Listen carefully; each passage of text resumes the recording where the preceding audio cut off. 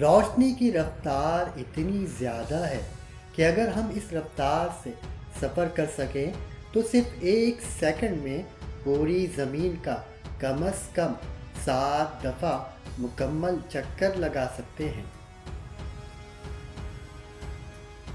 بین الاقوامی خلائی قیام گاہ کو ابتدائی طور پر سب سے پہلے 20 نومبر 1998 میں خلا میں بھیجا گیا تھا۔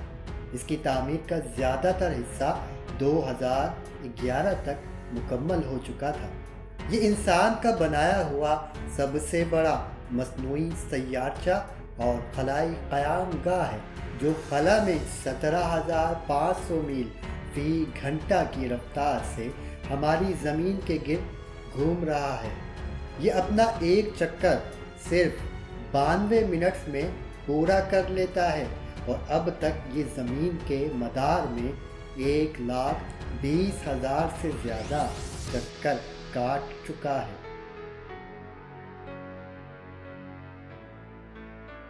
بین الاقوامی خلائی قیام گاہ وہ واحد انسان کی بنائی ہوئی خلا میں بھیجی ہوئی چیز ہے جسے بغیر کسی دوربین کی مدد کے انسان زمین سے اپنی آنکھ سے ایک چمکتے ہوئے تارے کی مثل دیکھ سکتا ہے۔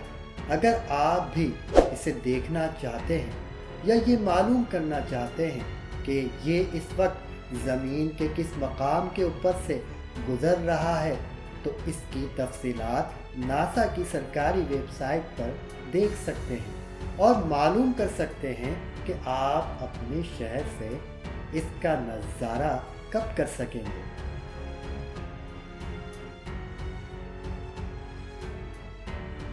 بین الاقوامی خلائی قیام گاہ میں ہر وقت کم از کم 4 سے 6 خلا نورد موجود رہتے ہیں۔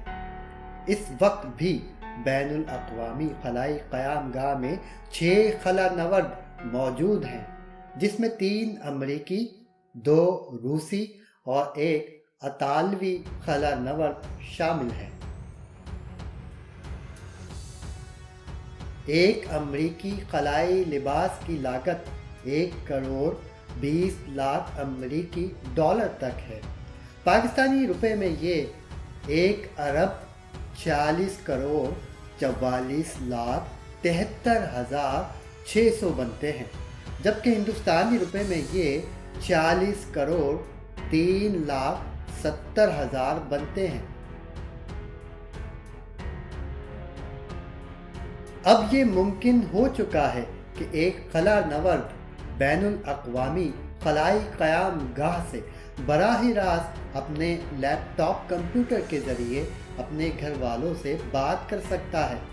اس سے پہلے ایک خلا نورد صرف بذریعہ ریڈیو ہی زمین پر موجود خلائی مرکز میں اپنے گھر والوں سے بات چیت کر سکتا تھا۔ اس مقصد کے لیے ایک خلا نورد کے گھر والوں کو زمینی خلائی مرکز میں آنا پڑتا تھا اور انتظار بھی کرنا پڑتا تھا۔ ابتدا میں زمین سے بین الاقوامی خلائی قیام گاہ تک پہنچنے میں کم از کم 2 دن لگتے تھے، لیکن اب یہ خلائی سفر صرف 6 گھنٹے میں مکمل ہو جاتا ہے۔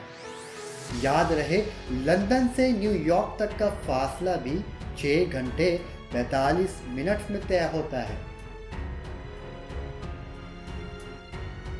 بین الاقوامی خلائی قیام گاہ رقبے میں تقریباً ایک امریکی فٹ بال کے میدان جتنا ہی بڑا ہے۔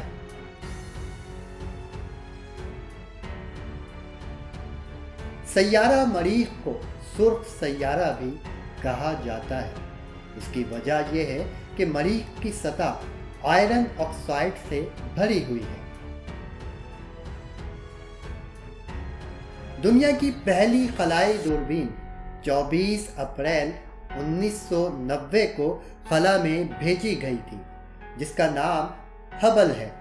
ہبل دوربین اب تک 13.4 ارب نوری فاصلے کی دوری تک کائنات کا مشاہدہ کر چکا ہے۔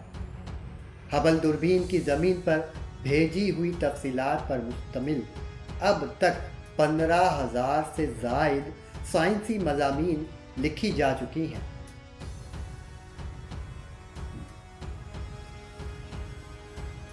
ہبل دوربین ہر ہفتے زمین پر 150 گیگا بائٹس تک کی تفصیلات بھیجتا ہے اور یہ اب تک 150 ٹیرا بائٹس تک کی تفصیلات بھیج چکا ہے۔ یاد رہے کہ 1 ٹیرا بائٹ میں 1024 گیگا بائٹس ہوتے ہیں۔